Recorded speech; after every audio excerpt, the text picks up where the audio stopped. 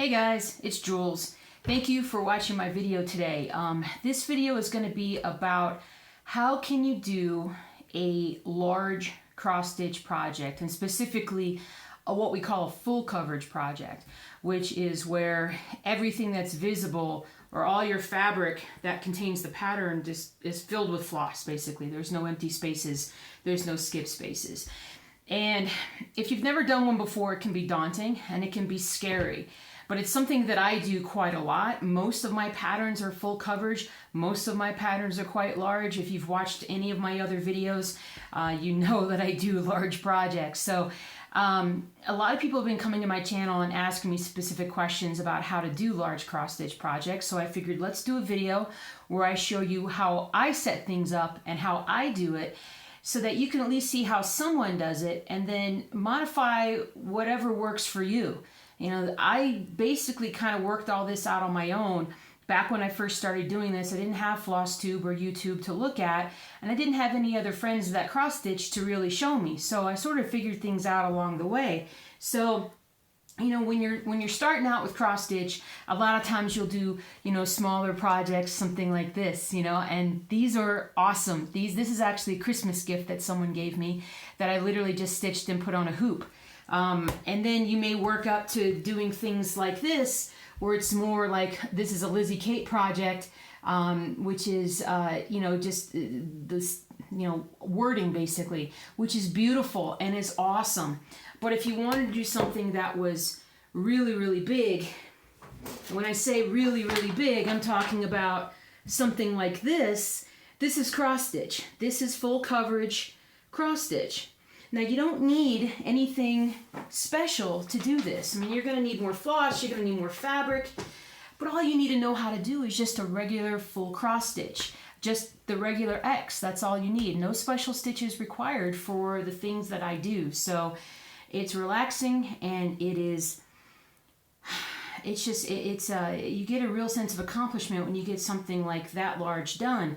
So I have up on the board a basic outline of what we're going to be talking about. So number one is you got to find the proper pattern, and that's the real fun part. That's where you can go to so many different cross-stitching sites and take a look and try and find something that really speaks to you. And this is actually, number one, is the most important part, because these patterns, this might take you months and it could take you years. And the project that I just showed you of Westminster Abbey took me 3 solid years of just stitching on that to finish. So you need to find a pattern that you love and that you know that you're going to love for forever, you know, because you're going to hang it up, right? But for instance, for today's purpose, I'm going to show you something that I got from Cross Stitch Collectibles that I haven't started yet. So we're going to start from scratch. And so it's from Cross Stitch Collectibles. It's a baseball pattern, and it's an old-time baseball pattern that I absolutely adore and love. And I apologize, there we go, no glare, that I love.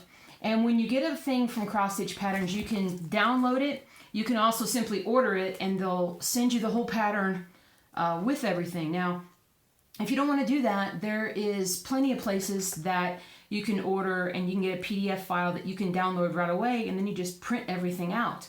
And it'll print out all your pages, and you'll be totally organized. But that's kind of, you know, that's the basics. That's the most important. So I love this pattern, and I am going to definitely get started on it. Now, when you get this from Cross Stitch Collectibles, down below it will tell you the fabric dimensions, because that's number 2, is your fabric dimensions. Depending upon which count, you know, it's 14 stitches per inch, 18, 22, whatever you would like to do this in. My particular favorite is either 18 or 14. And as I've gotten older, 14 count is my more favorite. Now, you do end up with a much larger piece of fabric that way, but I find that it's easier for me to stitch that more than anything. I'm going to pause the video because my dogs are barking. All right, we're back. So I like 14 count Aida for a lot of my stuff. But there's no reason why you can't take one of these and use a different kind of fabric, a different count, whatever you'd like to do. I mean, that's the great thing about cross stitch, is that you can kind of bend it to what you want to do, and that way it suits you. It makes more sense. So this is actually the fabric that I got for this particular project, and I bought it from a stitching shop, which is my local needlework shop here in Denver. and I will link them down below. And one of the good things about a stitching shop, if you don't have a local needlework shop close to you, you can actually email or call these guys up, and they can actually cut the piece of fabric for you and literally get it right to your correct dimensions and then send it to you. So you don't have to worry about doing it yourself, and you don't have to, you don't have to go through the trouble and the stress sometimes of getting that done. And then they also take care to what we call serge the edges, which is just to make sure that it doesn't fray along the edges. But you may think that it's more expensive to do it that way versus buying your own fabric and getting it done by yourself. But when it comes to these large cross-stitching projects, they're probably the most economical things that you can stitch. Because it's going to take you months and years to finish this, you think about, the pattern itself. When you buy it from one of these sites, if you download it, it's likely to only be $10, $15 or so. It might be a little bit more depending upon what site you go to and what you buy. But that's for the pattern. The floss itself is, roughly about 50 cents a skein now. And, for something like that, it really depends. I'll show you my floss here in a little bit, but it's one of those things where, honestly, it's like when you're talking about it, your fractions of a cent per day is how much it costs. And in terms of buying a smaller project that might cost you, $15, $20, and you're done stitching it in a couple of weeks, you count those up over a year versus the cost of one large cross stitch over a year. And the large cross stitch is more economical. So if you're worried about the cost, if you want a hobby that doesn't cost a whole lot in terms of long term, large cross stitch is actually the way to go, in my opinion. So let me show you the fabric a little bit further up close. Now, this particular fabric is pre-gridded, meaning it has the grid lines on it. And it's one of those things where when you're cross stitching, and if you've done cross stitching, you know what I'm talking about, because on a pattern, everything is basically gridded out on your pattern, and then you just transfer one grid to one grid, basically. Now, if you don't have it pre-gridded, then I highly recommend that you grid. And gridding helps you to make less mistakes. It helps you be able to go faster because you're more confident of where you are on that particular grid box. And for someone who didn't grid for years, I find that gridding is really good, and it saves me so much time. It's prevented so many mistakes. But I've had some questions on how to grid, so I just want to show you that real quick on this particular piece of fabric. I don't mind that I might go ahead and grid something even though I'm not getting ready to stitch that particular area. It's not going to hurt anything whatsoever. Now, I like to use this particular kind of marker. It marks in sort of a sky blue color, and it's the fine point Mark Be Gone. And if I can find it on Amazon, I'll link it below. But I actually buy it out of Michael's, and it's a fine tip. It's a very, very fine tip, which I like because I can be messy and I can have issues. So I'm just gonna focus this down so you guys can see what I'm talking about here. We're gonna just go down onto the fabric. Now, this is super easy to do with gridded. Now, I will tell you this, when you guys see this, you're gonna say, well, why would you grid over this? Because you can see it. Well, I will tell you that when I'm actually stitching, I cannot see these lines very well. It's a very, very light gray. And once you start getting colors in, or, and you're filling in the particular 10 by 10 grid here, you just can't see these very well. So I literally just will outline. And honestly, you're gonna look at me and say, why can't you see that? But when I'm looking at it dead on, when I look at it straight on, I cannot see this. So if I'm just going down, I'm literally following the grid lines. And a grid line basically is between two holes. It's basically you're just going down one side. You're not going in the middle of a square. You're going along the edge. So if you think of a square with the hole, and then the fabric in between, you're going between the holes, like on the side. And so grids are basically 10 by 10. So if I'm just tracing this out, Now you can also see right now how much brighter that this is. So that's, again, that's just what I do. And then if I'm gonna, count out, I just sit there and just count out the squares. 1, 2, 3, 4, 5, 6, 7, 8, 9, 10. And it's 10 across, and then it'll be 10 down. But like I said, the good thing is this is already pre-gridded, so it goes a lot faster to grid it.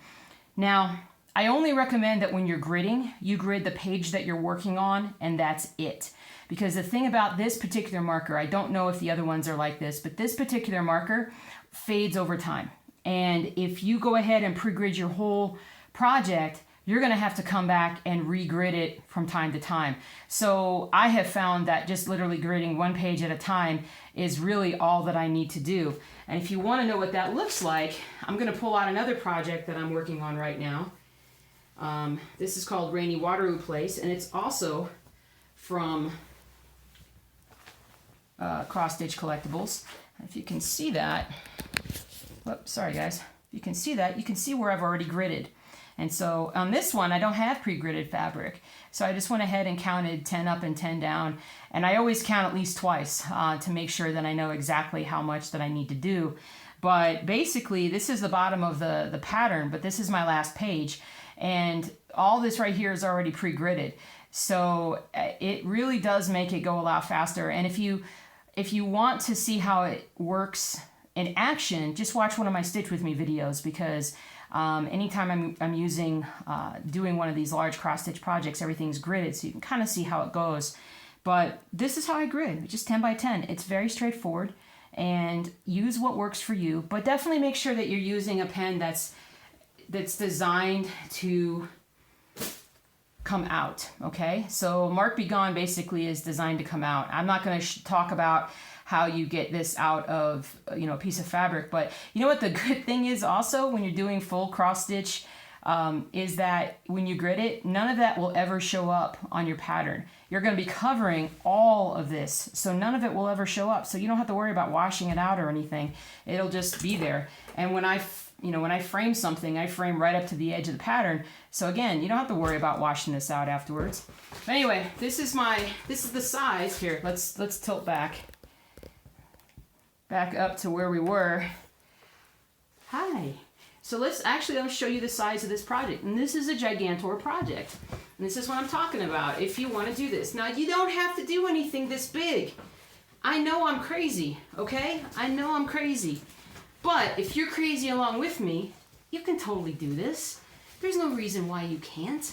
A stitch is a stitch is a stitch, whether you're doing 100 stitches in an entire project or 100,000.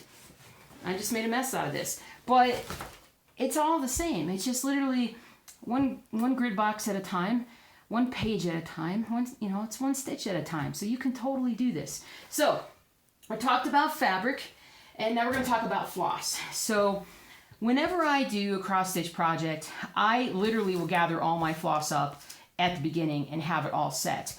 And on this pattern, I put on the back of this, I have basically, and you can see where it's highlighted, but this is literally all the floss colors that I need.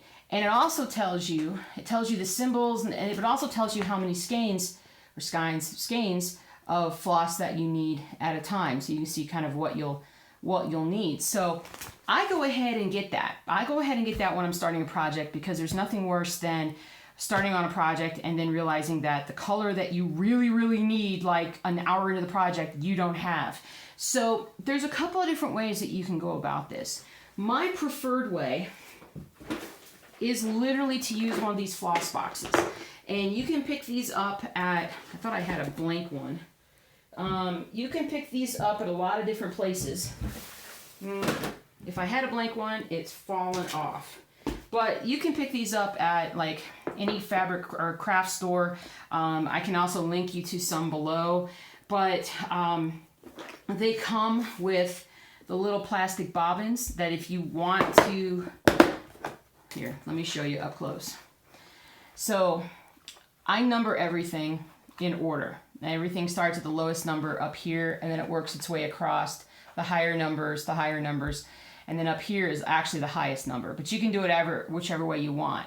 And I use the little stickers that you can buy also to tell me what is what. And that's how I do it. Now, the reason why I do it is so that it's easy to see. I put the name of the project on here. This is actually for my apothecary shop, but you can put the name on it, and you got all your floss and everything right here for this one project. That's one way to do it. The other way to do it is not to use the bobbins, because they can be quite a pain. And if you wanted to do that, you could just use these floss bags. And these are tiny little floss bags that I'm actually using for a different project of mine, because I actually have quite a bit of floss, and it works better to put them in here. Now the good thing is that there is a place where you can write the color number. You could even write the symbol that it is designated to on there as well. But you can do all that, and then if you want to, you can get like a little project bag, and this one basically is a real inexpensive one. But again, I got off of Amazon, and you can just put your stuff in here. Now, I like it in here because I can see it and it's all organized, but there's so many different ways to do this. There's so many ways to organize. You can get one of those narrow card boxes and put your floss in order that way. It just depends. I mean, there's 1,000 different ways to do it, but so that's how I work my floss. Now, next step is a hoop or a Q-snap, and that is what you hold your pattern in. So like this. This is actually just I am also using this as a frame, so that's one thing you can do. Now, I don't have a Q-snap with me to show you how that works. There are plenty of videos out there where folks are using Q-snaps and they love them. I tried Q-snaps, didn't feel good for me, and there was a lot of different reasons for it. Part of it is I've had carpal tunnel surgery, I've had neck surgery, and holding a larger piece, like a larger Q-snap, just didn't really work for me. I prefer smaller hoops, and I prefer the plastic hoops. Now, they do sell wooden hoops, and I used those for a while, but then my dog thought they were a chew toy, and he chewed them all up, and thankfully did not ruin the cross stitch that was in it at the time, which was that big Westminster Abbey one. But I prefer this. I like that I can get it super snug and tight, and it is something that, I mean, for the foreseeable future, this is what I use. And for large cross stitch, I still use hoops. And in fact, sometimes I actually use really small hoops, and like even smaller ones, like I don't know what size this one is, but like almost like a 5-inch hoop, just because it focuses in my area of what I'm doing, and it helps me to just focus on that one area. And again, it's just easier for me to hold on to. It's easier for me to use, but use what works for you. Use what you like and what works for you. That's no problem. And the last step is organization. And it's very important that when you have a large project that you make sure that you keep everything together. And the way that I do that is I use a big project bag. Now, they do make these in a larger version. And like I said, these are less expensive, and you can totally use this. It's no problem. I actually use slightly larger ones that I got at a stitching shop, but you can also get online. And I forget, this is called See Your Stuff. But I use this. And the reason why I use this is because I have large projects, and this is what can hold them. And so if I was going to put everything in, you know, I've got this, and I've got my fabric just fell off on the other side, but I can put my fabric in here, and then I put my floss in here, and then I can put my color sheet in here, and then if I wanted to, I could put all my pattern pages in there as well. This is the last step that I wanted to show you guys when talking about large cross stitch patterns. I print out all the pages of my pattern, or I get them sent to me, and I have everything, so I never have to worry about losing a file or doing this or that. But when I get it, what I do is I have a couple different binders where I keep all of my projects, and it's just a basic binder that you use for all kinds of different things. And I'm not going to show you this particular pattern because you're not supposed to show copyrighted things like patterns up here. I get the, I just get this, these pocket protector things, these page protectors that you can slide stuff into like this. And what I'll do is I just, as many of them as I need, I'll fit as many pages of a pattern into this as I can. And then I just keep it in this binder. And you can label the binder on the outside or whatever you choose to do, but that way everything is right there. And it's just a great way to kind of keep everything in one place. And if you had a smaller binder, you could put it in here in your project bag as well. Or you could just, most of the time what I do is I just leave out the page that I'm currently working on. And from there, I put it on a clipboard and I'll slide it in here, or I'll have it with my other pages that I'm working on right then. But that's just kind of how I do it. I hope that helps. I know that, please feel free to put comments down about how you do these things down below. I know that this will help some of my folks that watch these videos, and I hope it does help you guys and maybe some others as well. But there are so many different ways to do this, so don't be afraid to try, and don't be afraid to mess up and find a new way to do something. But don't think that you can't do one of these big cross-stitch projects, no matter what your age is. It's so much fun to work on something that is so beautiful. And again, bottom line, if you find the right pattern, everything else becomes easier and everything else becomes more fun. So thank you for watching. If you haven't subscribed, please feel free to subscribe. You can also check out my blog at stitchingjewels.com. The link will be down below as well. And on there, I basically talk about all the large projects that I'm working on and show you my progress on a more frequent basis than my weekly updates that I do on here. But if there's anything else that you'd like me to do a video on, just let me know. I enjoy doing this. I've needed to do this for quite a while, and I'm glad I got it done. So you guys have a great day, and I will see you soon. Take care.